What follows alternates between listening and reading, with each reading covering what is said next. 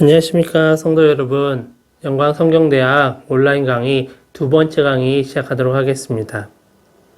저희가 지난주에는 성취에 대해서 보았습니다. 그래서 이 땅에 오신 예수님은 그리스도 메시아이시고 그분이 오신 것은 바로 구약의 예언의 성취다라는 것들을 저희가 보았습니다. 그리고 그것은 이스라엘의 소망이었고 그것이 성취되었습니다. 근데 이상하지 않습니까? 막상 이스라엘의 소망이신 예수님이 오시고 그것이 성취되었다면 무엇인가 극적인 변화가 있어야 되는데 그렇지 않았습니다. 일부 사람들이 바라던 대로 예수님이 반란군을 일으켜서 이스라엘을 로마에서 해방시킨 것도 아니었고 헤로당과 논쟁하여서 유다의 권리를 찾아온 것도 아니었습니다. 물론 예수님께서 많은 병자들을 고치시기도 하고 귀신들을 쫓아내시기도 하였지만 개인적으로 그것은 그 일을 당한 사람들에겐 큰 일이었지만 막상 구약부터 고대하였던 메시아가 하신 일이 그것이 전부다라고 하기엔 무언가 부족해 보입니다. 또 저희가 그럼 예수님에 대해서 생각하면 가장 먼저 떠오르는 게 바로 십자가와 부활입니다. 지난주에 보았듯이 이 십자가와 부활을 통하여서 제자들이 예수님을 메시아로 받아들이고 변화되기도 하였습니다. 근데 막상 예수님이 이 땅에 우리의 죄를 사하기 위하여 죽으러 이 땅에 오셨다라고 하면 무언가 부족해 보입니다. 물론 그 죽음으로 하신 일이 큰 일이긴 하지만 그것이 예수님이 하신 일의 전부는 아니고 그 가운데 일부분입니다.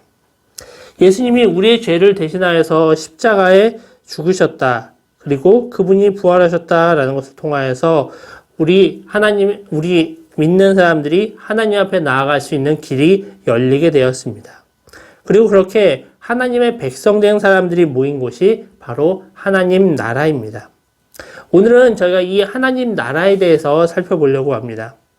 성경에서 예수님이 하신 말씀들을 분석해 보면 하나님 나라가 가장 빈번하게 등장하는 주제였습니다. 나라라는 용어는 사복음서 전체에 126회 정도가 나옵니다. 예수님은 하나님 나라 혹은 천국이라는 단어를 84회 언급하셨는데 복음서 내에 중복된 것들을 제외하면 나라에 대해서 75회에 걸쳐 독자적인 말씀을 하셨습니다. 또 우리가 보는 개역개정 성경 말고 예수님의 제자 도마가 쓴 도마복음을 보더라도 전체 내용 가운데 5분의 1 정도를 하나님 나라에 대해서 논하고 있습니다.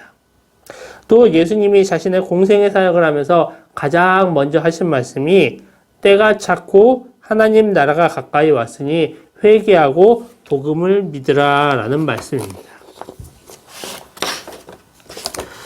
이렇게 예수님의 말씀 가운데도 하나님 나라에 대한 것을 보면 여러 가지 수많은 말씀들이 있다는 것을 저희가 알 수 있습니다. 마가복음 9장 47절에 보면 이 나라에 들어갈 수 있다라고도 말씀을 하십니다. 또 마태복음 13장 43절에 보면 의인이 하나님의 나라 안에 있다라고도 하십니다. 마가복음 12장 34절에 보면 하나님 나라가 멀지 않았다라는 말씀도 하십니다. 또 누가복음 12장 31절에서는 구하면 소유할 수 있다라고도 하십니다. 또 마태복음 13장 52절에 보면 그것을 소유한 사람들은 천국의 제자들과 같다라고 합니다. 또 저희가 마가복음과 마태복음에서 예수님은 하나님 나라가 임하고 있다라는 선언으로 공적인 사역을 시작하고 계십니다.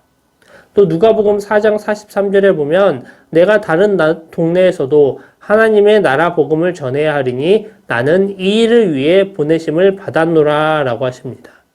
결국 하나님 나라가 그분 사역 전체의 동력이었다라고 이야기하는 것입니다. 그런데 예수님은 이 하나님 나라에 대해서 이야기하면서 그것을 비유로 많이 설명을 하십니다.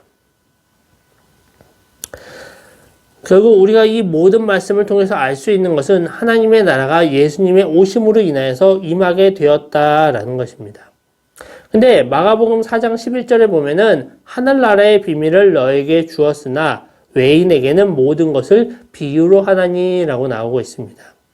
이 비유를 선발된 제자들에게는 기꺼이 전해주지만 다른 사람들에게는 그 의미를 숨기신다라고 이야기하십니다. 하나님 나라라는 것이 예수님 사역의 핵심이고 예수님은 그것을 전하러 오셨는데 왜 이것을 비유로 해서 어떤 사람은 알아듣고 어떤 사람은 그 비밀을 알지 못하도록 왜 그것을 숨기셨을까요? 이것은 그 당시에 특별한 정치적 상황 때문입니다. 이스라엘은 로마의 지배를 받고 있는데 거기에 새로운 나라가 임하였다라고 하면 로마 당국이 그것을 심각하게 받아들이고 경계하였을 것입니다. 당시에 로마 제국은 온 유럽을 정복해 나아가면서 하나의 거대 제국을 건설하고 있었습니다. 근데 막상 이 제국이 너무나 거대지다 보니까 로마 사람들이 모두 다를 관리할 수가 없었습니다. 그래서 유대 지역에서는 헤롯 왕이라는 헤롯 왕에게 왕의 호칭을 주고 유다 왕국을 다스리게 하였습니다. 이런 왕을 분봉왕이다라고 이야기합니다. 그래서 유다 지역에도 여러 분봉왕을 두었습니다. 또 막상 총독을 파견하여서 그 헤롯 왕이 하는 것들이 서로 견제가 될 수 있도록 그렇게 하기도 하였습니다. 예수님을 재판한 빌라도는 바로 이런 총독의 신분이었습니다. 이 시대에 본붕왕과 총독은 서로를 견제하기 위해 사이가 안 좋은 사람들을 같이 파견하였다라고도 합니다. 근데 막상 예수님이 잡히시고 재판을 받으실 때는 대제사장과 빌라도 총독과 헤롯 왕이 함께 합심하여서 예수님을 십자가에 못 박았다라고 하고 있습니다. 이렇게 로마가 유대 지역에 대해서 경계를 심하게 할 때 동방박사들이 와서 유대인의 왕으로 나신 이를 경배하러 왔다라고 하니 헤롯 왕이 이를 경계하여서 아기 예수를 죽이려고 하였습니다. 그리고 실제로 2살부터 그 아래는 다 죽였다라고 하고 있습니다. 그리고 이때 예수님은 애굽으로 피하셨다가 나중에 헤롯 왕이 죽고 나서 다시 돌아오셨다라고 하고 있습니다. 하지만 예수님이 공적인 사역을 시작하고 사람들에게서 인기를 얻으면서 사람들의 불안은 다시 시작되었을 것입니다. 그리고 예수님이 마지막 주간에 예루살렘에 입성하실 때에는 무리들이 예수님 앞에 겉옷을 벗어서 깔고 종려나무 간지를 흔들면서 호산나 찬송하리로다 주의 이름으로 오시는 이여 찬송하리로다 오는 우리 조상의 다윗의 나라여 가장 높은 곳에서 호산나 하더라 라고 하였습니다. 그리고 실제 예수님이 재판을 받으실 때는 내가 유대인의 왕이냐라는 질문을 받으셨습니다. 결국 예수님의 생애 전반에 걸쳐서 예수님은 로마 당국의 위협적인 존재였었고 로마와 결탁하여서 부와 권세를 누리던 대제사장과 서기관 무리에도 눈의 가시와 같은 그런 존재였을 것입니다. 이런 예수님이 말씀을 하시면서 계속 하나님 나라, 하늘나라에 대해서 이야기를 하면 그 용어를 듣고 혹시 정말 로마에 반대되는 새로운 나라를 건설하는 것이 아닌가라는 희망을 가지게 되었을 것입니다. 그렇기 때문에 예수님은 그것을 비유로 설명하면서 모든 사람에게 오픈하지는 않으셨던 것 같습니다.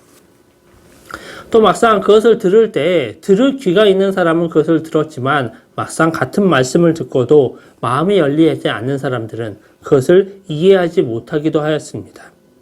이것은 지금도 마찬가지입니다. 지금 저희가 보고 있는 성경을 읽어본 사람들은 많이 있습니다. 예수님에 대한 이야기들도 많은 사람들이 알고 있습니다. 근데 막상 그 가운데서 예수 그리스도를 믿고 따르는 사람들은 소수의 사람들입니다. 결국 하나님 나라에 들어갈 하나님의 백성들은 소수의 사람들이라는 것입니다. 특별히 마태복음을 보면 거기에는 하늘나라, 곧 천국이라는 표현이 32회나 등장합니다. 또 하나님 나라라는 용어는 4번에 걸쳐 나오게 됩니다. 어떤 해석자들은 이 두 가지를 서로 분리해서 설명하기도 합니다.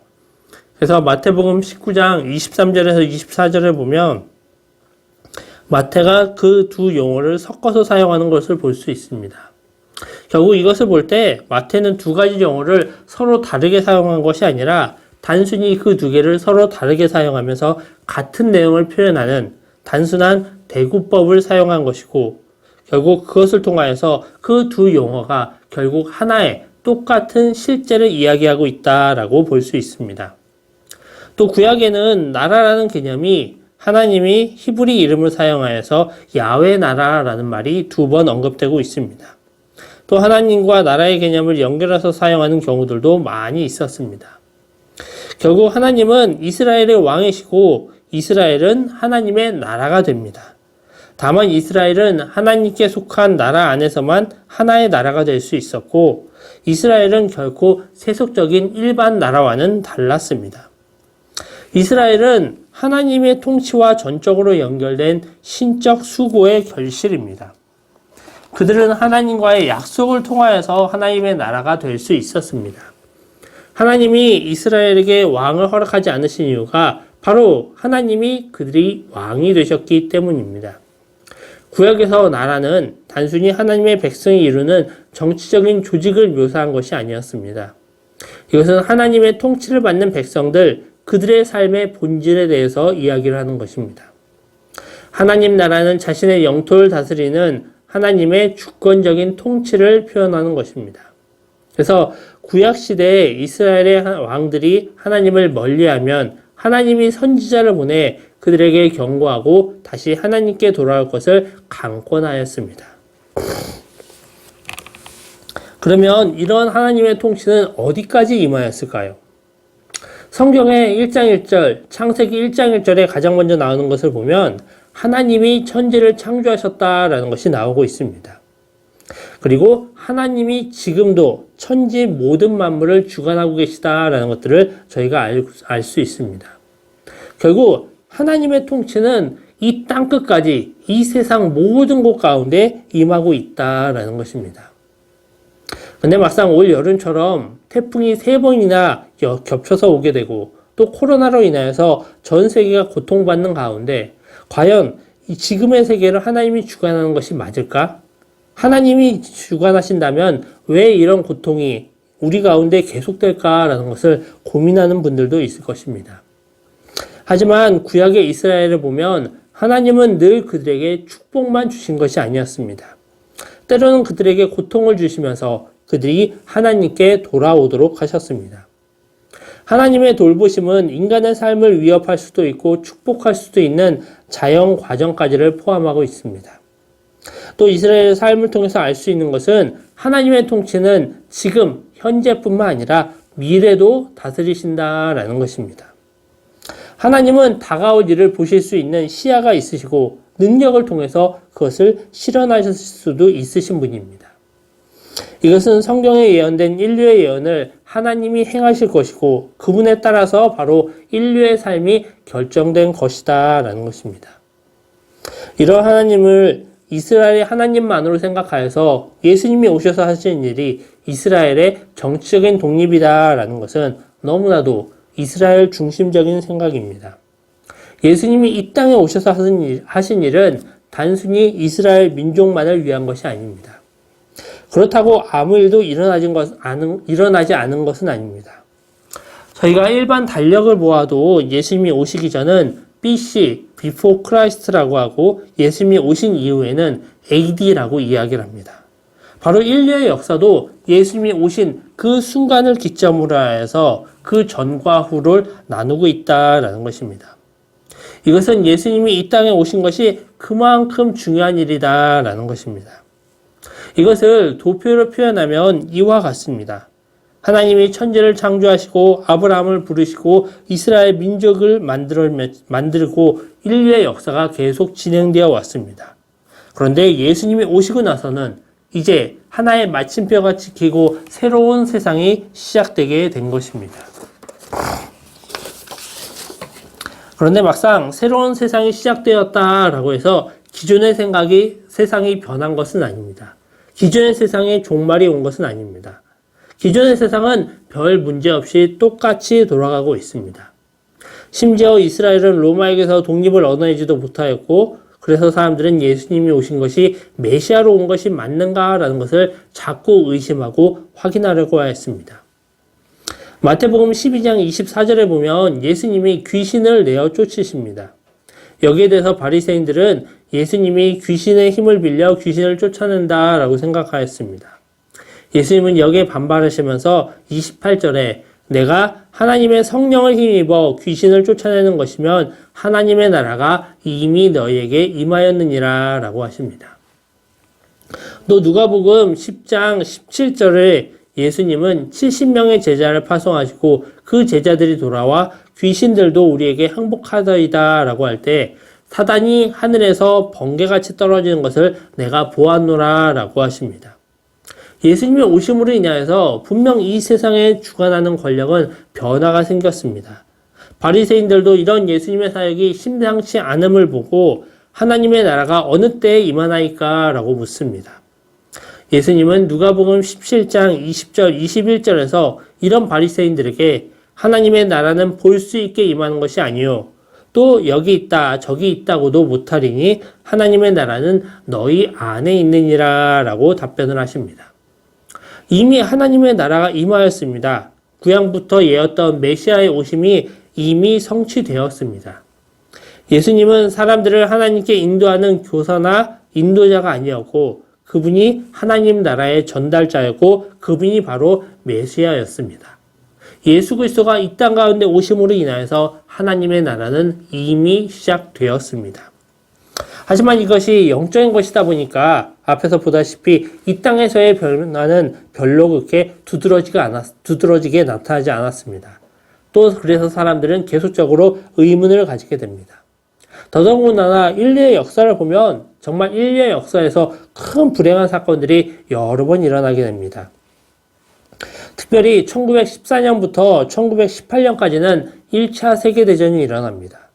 그것을 통하여서 전 세계적으로 1800만 명이라는 많은 사람들이 죽었습니다. 그리고 바로 이어서 1918년부터 1919년까지는 스페인 독감이 유행하였습니다. 바로 지금 코로나 이전에 팬데믹 상황이 일어났던 전 세계적인 전염병이었는데 이것을 통하여서 5천만 명이라는 사람이 죽음을 당하게 되었습니다. 결국 1차 세계대전과 스페인 독감을 통하여서 5년 동안 7천만 명에 달하는 어마어마한 사람들이 죽게 된 것입니다. 이것을 경험하면서 사람들의 생각과 신학도 많은 변화를 겪게 되었습니다. 여러 견해들이 나왔지만 요즘 신학자들이 이야기하는 것은 이미 시작된 종말론입니다. 예수님이 오심으로 인해서 이미 already 하나님의 나라가 시작되었지만 그것은 아직 not yet 완성되지는 않았다라는 것입니다. 그래서 그것을 다시 도표로 표현하면 이런 모습과 같습니다. 창조에서 시작된 인류의 역사는 계속적으로 진행이 됩니다. 그런데 예수님이 오심으로 인하여서 하나님의 나라가 새롭게 열리게 된 것입니다.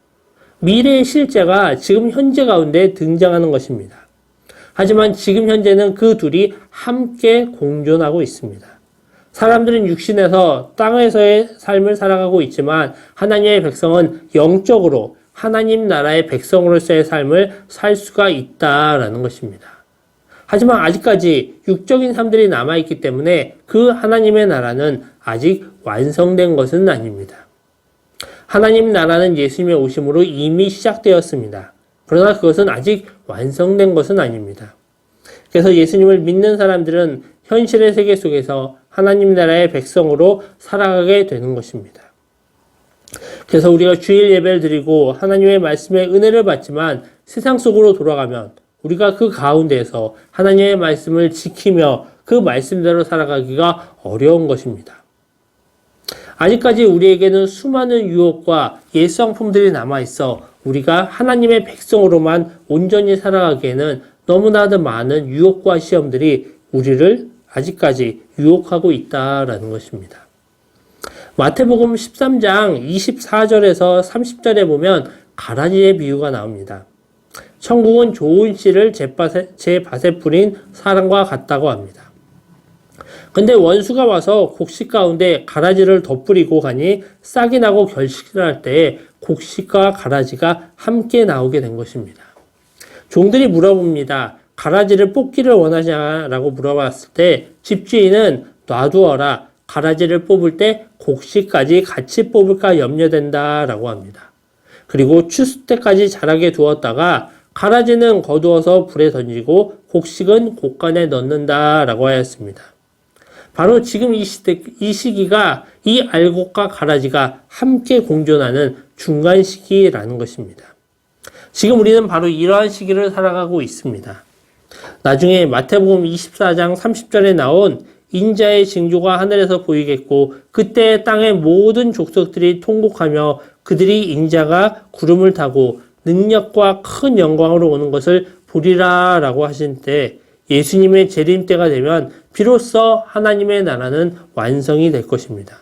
그리고 그때가 되면 요한계시록 21장 4절에 나온 모든 눈물을 그 눈에서 닦아주시니 다시는 생명이 없고 애통하는 것이나 곡하는 것이나 아픈 것이 다시 있지 아니하리니 처음 것들이 다 지나갔음이러라 라고 하신 말씀이 이루어질 것입니다. 지금 우리는 예수 그리스도의 초림과 재림 사이를 살아가고 있습니다. 그리고 하나님 나라는 내가 죽어서 가는 천국이 아니라 예수님이 오심으로 내가 예수 그리스도를 나의 구주로 받아들임으로 인하여서 이미 영적으로 시작이 되었습니다. 이제 우리는 가라지 속의 알곡처럼 예수님의 제자로서 이 땅 가운데에서 하나님의 말씀을 따라 살아가는 것이 얼마나 중요한 일인지를 깨달아야 됩니다. 그리고 우리는 그 일들을 하는데 열심히 매질해야 됩니다. 세상 사람들은 무엇을 목표로 살아갑니까? 세상적인 돈을 많이 버는 것을 목표로 살아갑니다. 또한 가족이 크게 성공하는 것, 특별히 나의 자녀가 성공하는 것에 모든 것을 올인하는 부모들도 있습니다. 그런데 막상 예수 그리스도가 나의 구주가 되신 것을 믿고 하나님의 백성이 된 사람들은 바로 내 자신이 예수 그리스도를 믿고 구원받아서 하나님의 백성이 되었다라는 것을 세상 사람들에게 전해야 됩니다. 이것이 교회의 사명이고 예수님의 부활 승천 이전에 그분을 따랐던 하나님의 백성들의 임무입니다. 우리는 단순히 복음만 전하고 사람들만 전도하는 것뿐만 아니라 이곳 지상에서 하나님 나라를 건설하는 일에 몰두해야 됩니다. 여러분, 착한 사마리아법이라는 것을 들어보셨습니까? 이것은 특별히 자신에게 위험을 발생시키지 않는데도 불구하고 공경에 처한 사람을 도와주지 않는 사람들, 바로 선한 사마리아를 돌봐줬던 것처럼 행동하지 않는 사람들을 처벌하는 법입니다. 이것은 현재 폴란드, 독일, 스위스, 네덜란드 같은 나라에서 시행이 되고 있습니다. 하지만 아직 우리나라는 시행되지 않고 있습니다. 이것은 우리가 아는 대로 성경에 나오는 그 선한 사마리아의 비유에서 따온 것입니다. 주위에 어려운 사람들이 있다면, 고통당하는 사람들이 있다면 그들을 도와줘야 된다라는 도덕적인 개념을 법으로 제정하는 것입니다. 그리고 그 성경적인 개념이 바로 우리 현대의 삶에도 적용될 수 있기 때문에 그것을 법으로 만들어서 사람들이 반강제적으로 지킬 수 있도록 그렇게 하고 있다라는 것입니다. 이런 식으로 성경의 개념들은 우리의 일상 가운데 필요하고 도움이 되는 내용들이 많이 있습니다. 우리는 성경을 보면서 단지 그 내용들을 읽기만 하고 은혜와 받는 것이 아니라 우리의 삶에 그것들을 그대로 실천하면서 점점 개인주의화 되어가고 물질 만능주의가 되어가는 세상 속에서 그리스도의 사랑과 섬김을 실천할 수 있어야 됩니다. 또 예수님은 우리가 하나님의 백성으로서 살아가기 위해서 단지 개인적인 결단과 열심히 노력하는 그 노력만을 보겠다라는 것이 아니라 예수님이 떠나가시면서 제자들에게 권능을 부여하고 그들을 보호하고 그들과 동행하는 성령님을 선물로 주셨습니다. 우리는 흔히 성령님을 하나님과의 관계에서만 생각을 합니다. 하지만 이 땅 가운데 하나님의 나라를 건설하는 데 있어서 우리에게 도움을 주실 가장 큰 분이 바로 성령님이십니다. 그래서 우리는 나 혼자서 내가 나의 노력으로 나의 영적인 생활들을 해야 되겠다, 큐티를 해야 되겠다, 새벽 기도를 해야 되겠다, 개인 경건 시간을 가져야 되겠다라는 것이 아니라 우리와 함께 하시는 그 성령님의 도우심을 받아 우리의 마음이 온전히 하나님을 향할 수 있도록 우리가 하나님께 더욱더 가까이 나아갈 수 있도록 우리가 하나님의 백성으로서 이 땅 가운데 온전히 살아갈 수 있기를 원합니다. 이렇게 하나님의 나라는 이미 예수님의 오심으로 인하여서 이 땅 가운데 임하였습니다. 그리고 내가 예수 그리스도를 나의 구주로 받아들이면서 나도 하나님 나라의 백성이 되었습니다. 우리는 그냥 하늘만 쳐다보면서 내가 언제 하늘나라에 갈 것인가, 내가 언제 천국에 갈 것인가, 그것만 바라보는 것이 아니라 하나님이 나에게 주신 이 땅 가운데 내가 지금 하나님의 백성으로서 어떻게 살아가야 되는지, 하나님 나라의 말씀을 우리가 어떻게 이 땅 가운데 실천하고 주변 사람들에게 전할지를 우리는 고민해 봐야 됩니다. 그리고 우리와 함께 하시는 그 성령님의 도움을 받아서 우리는 그것을 온전히 전하며 살아가셔야 됩니다. 그래서 정말 이 땅 가운데, 특별히 코로나로 인해서 더욱 어려운 시기 가운데 우리가 하나님의 백성으로 하나님 나라를 온전히 이 땅 가운데 전하는, 세상 사람들에게 예수 그리스도의 사랑과 섬김을 온전히 전파하는 그러한 교인들이 되시기를 원합니다. 이것으로 온라인 성경대학 두 번째 강의를 마치도록 하겠습니다. 감사합니다.